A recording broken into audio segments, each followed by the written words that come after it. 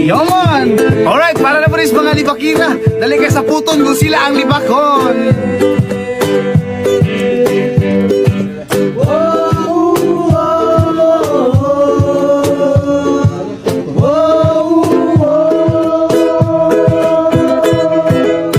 Daghan kaayo marites karo, grabe pa jud ka manginawayo.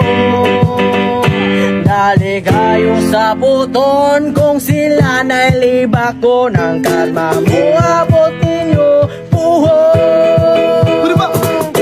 May buot, karoon mo nagpabadlong nga. Ang edad ninyo nagtugay nagkatigula. Di taas, kakarupang may buot nga. Hasta ang giango-ango kay diliki mo masabtan. Kung nasa tubangan mag-ulo-ulo, pero kung mo aksyon nagtalikod inyong libakon, wala may inyong batasan, ikapoy ko si